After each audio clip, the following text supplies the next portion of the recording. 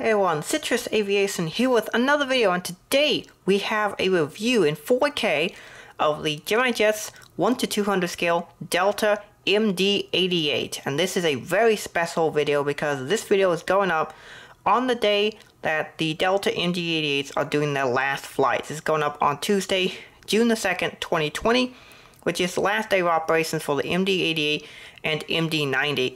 So let's get started with this very special review. So we will get started with the history of Delta Airlines, a quick run through. Delta Airlines was founded in 1926 as a crop dusting service called Delta Air Services in the Delta region of Louisiana, which is around where the Mississippi River fans out and eventually joins the Gulf of Mexico. The airline would move to its present base at Atlanta International Airport in 1941 and would eventually grow to be the largest airline in the world when they merged with Northwest Airlines in 2007. Since then, they have lost that title to United Airlines and American Airlines when they merged with a couple other airlines, but Delta is still one of the largest airlines in the world. They're still in the top 4, and they're still a major player in the aviation industry.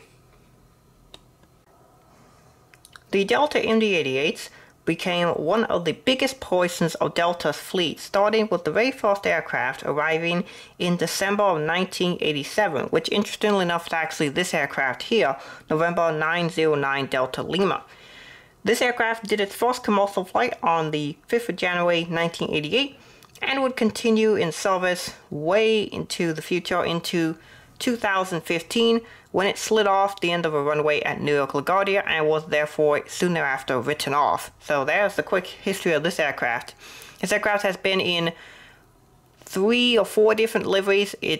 This model here shows it in the current livery, which came out in 2007, but it was also in the Colors and Motion. I believe it was also in the Ron Allen and the old Delta widget livery, which was the livery that it was delivered in.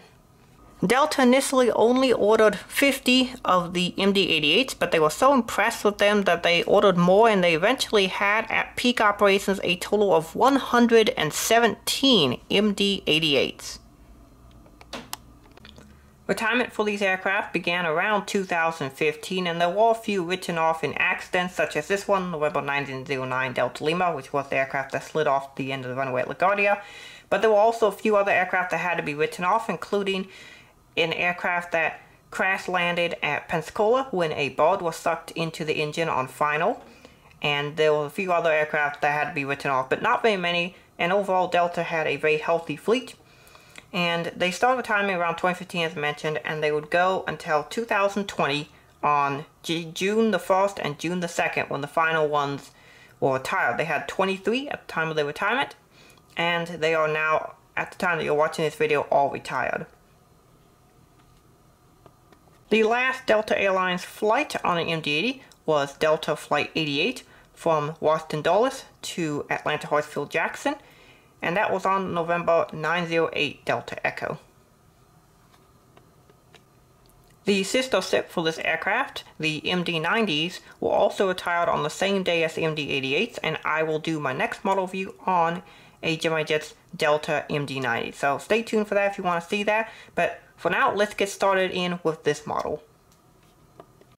This model features the typical Gemini200 1:200 scale box with the black background, gold accents, and the airplane shown on the front. The sides and back of the box are typical Gemini200. It's nothing too surprising there, but yeah, let's get started and open up with this. This is one of actually 4 Delta MD88s I have. This is my 1:200 scale, and if we go back to the camera, we have several back here at my famous wall of boxes. You can see several back there. You can see 4. You can see 3 MD88s, and there's 2 MD90s, and I also have an American MD88 in the back. Actually, no, that's an MD83. Sorry, not MD88. But I like putting aircraft that are relevant to the reviews in the wall boxes whenever I do them, so you'll see that. To open this box, pretty simple, just open the flap, and you can see the inside of the model is right there. The stands they include with these is trash, so don't use them. They're the 3-point stands, they don't work very well. I'm going to show you real quick some real stands The metal one here or the wood one, either flavor works, but use those stands. Do not use the 3-piece 1/200 scale stand. Gemini200 is slowly moving towards not using these 3-piece stands, so that is a good move. And then we can take the top piece of foam off. And then the model is right inside there. Alrighty, so we are now going to get started with taking a look at this beautiful model. As you can see, we have the nose cone detail, which is very nice on 1/200 scale. In case you've never had one, because I know a lot of people who watch these videos are 1/400 scale collectors, the 1/200 models are really nicely detailed. If we move the model forward just a little bit, you can see the cockpit windows, and there are some dots there in front of the cockpit windows as well. I'm not exactly sure what those do. I think though they are like mist deflectors so that they don't mist up the cockpit windows. But obviously you can see the famous eyebrow windows there with the little pieces that extend here. Those are a great annoyance to the McDonnell Douglas MD88 pilots. You can see the radar nose cone is very nicely detailed here. As we turn to the side of the model, you can see just how nicely detailed this thing is. There is this little piece that extends out here. I've never been able to figure out what this is for, but it's always been there. So if you guys know what that is, maybe you want to comment below. But yeah, you can see the famous eyebrow windows. They look really nice, and it's very nicely detailed up front here, as you can see. On the nose gear, we have the SIP number 909 and then some other information as well. These are rubber tires, and they do roll. They don't like to roll very well, but they do actually roll. And then on the L1 door, you can see there's a lot of detail, including the SkyTeam logo on the door itself. There is some emergency information, a window. You can also see just below that is the emergency deploy slide right there. There's the cutout for that.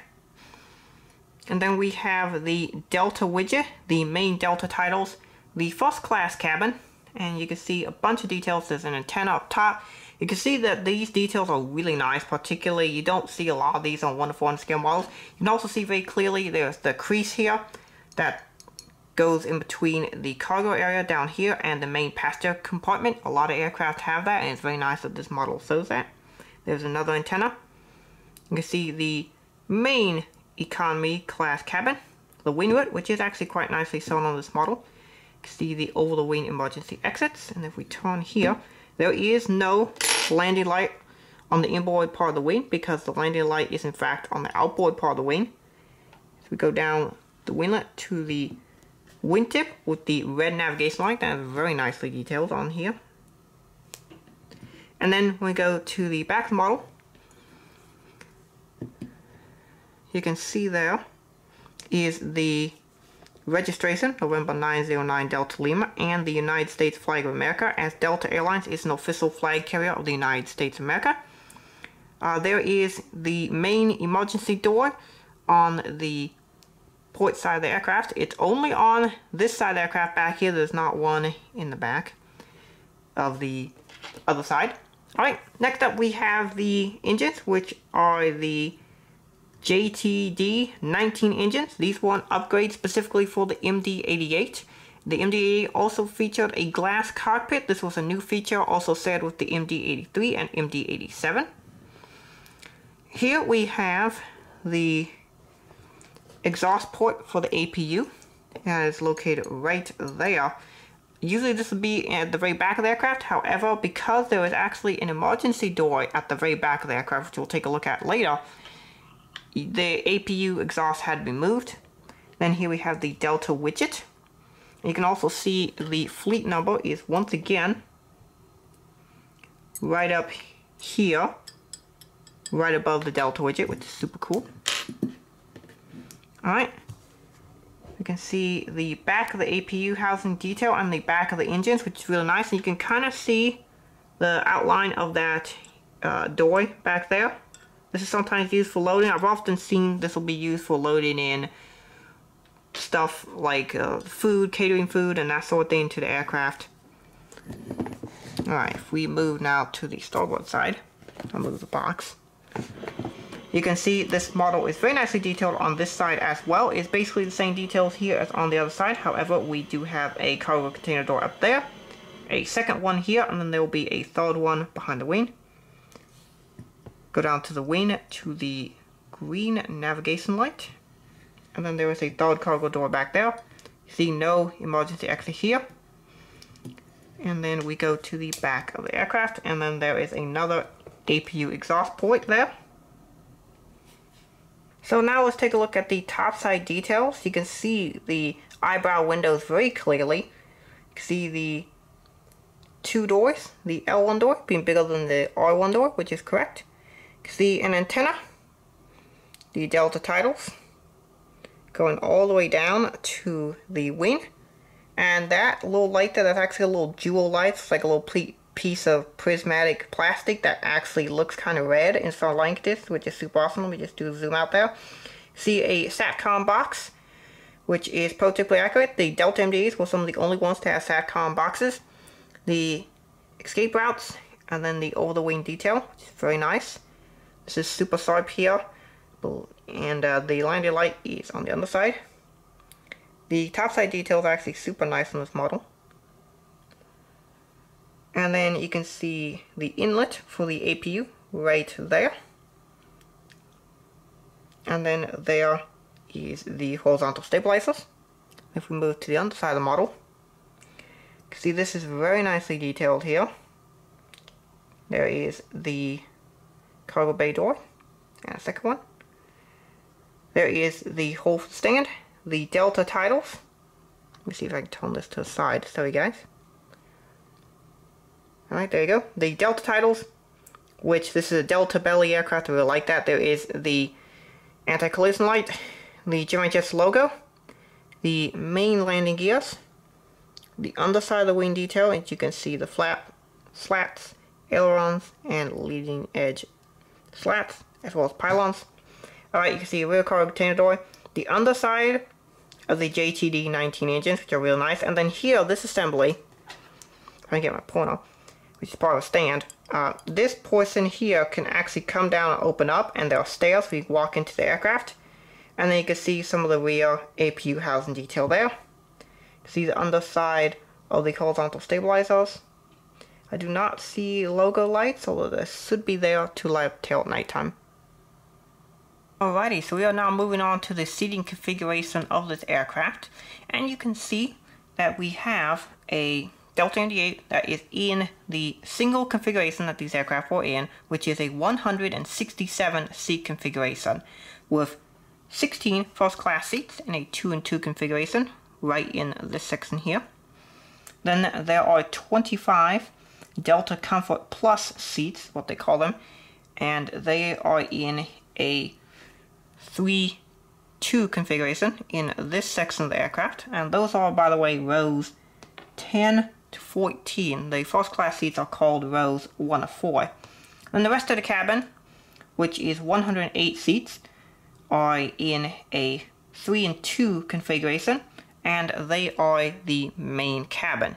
Now there is a slight change though when you get to the back right here, and that is with row 32. It sits back a little bit farther, and there is no row 32A seat, but there's a 32B and a 32C right here, and that is to prevent any issues with trying to get people out of the escape door in the case of an emergency. So it's kind of an interesting configuration, but it's really cool, and I really like these aircraft. The rows for the main cabin are rows 15 to 36, and arguably the single best seat on the MD88 is right over here. Row 32E is right about right here, right behind the registration. This is probably the single best seat on the MD80. Some people say 33E, which is like here, and then 31E is the best, but generally, whichever one right over there is probably the best seat in the entire house. So for features for this model, there aren't too many. It kind of just rolls, kind of doesn't want to. It's a pretty heavy model. This thing weighs, I'd say, a good 2.5 pounds. It's a pretty heavy model. You can tilt the plane, but other than that, there's not too much you can do with it. So let's put it on a stand, and then we'll talk about the score. Now, if you saw any dirt or anything on this model, like dust, that's mostly because I've had this model for several years, and it's been around. So this was a 2016 release. I'm not exactly sure. I'll put the release date right on the footage right now so you can see when the release date of this model was, but it's been out for a few years. I've had this model for a while. I bought it when it was new. Alright, so I finally got it on the stand. Some of these models are kind of difficult to get on stands, particularly 1-200 models as they kind of age. Sometimes it's hard to get the metal stand into the rubber hole, but I did get it. And so we're now going to give my rating of this model. So the Gemini Jets 1-200 scale Delta MD88 is a very nice model. I really like 1-200 models, and at the time I think I was able to get this for about $63, $64, $65 in that price point. I'll again have what I paid for it. But this thing has gone up in value significantly to where it's worth about $200, $250, and which is the only case 1-200 scales. And so with the rating system, I do mold, accuracy, paint, and value. So for value, this is obviously for me a 10 out of 10. This is a really nice model, and it's gone up in value, and that's generally what's going to happen when you buy a 1-200 scale model. So it's definitely a good investment if you're looking for one. The accuracy of this model is very nice. They've shown a lot of great detail in this, and I really like the Gemini Jets 1-200 scale, particular MD80 molds. They're very nice. The paint, I don't notice any paint chips or anything. This one seems to have survived the test of time pretty good. The accuracy and the mold are also 10 out of 10s. So for this is going to be one of only 2 models so far that I reviewed that gets a perfect 40 out of 40 score. Congratulations, Gemini Jets. You have actually scored a 40 out of 40 on a model. I think generally Gemini Jets 1-200 scale models are better than the 1-400 scale ones. This is a really nice model, so if you're looking for a 1-200 scale one, I definitely recommend this if you can pick it up. It's a great model. I'm very happy to have it in the collection. So yeah, it's a good view. It's a good model, so I hope you guys enjoy this video. Thank you for watching. Have a great rest of your day, and God bless you.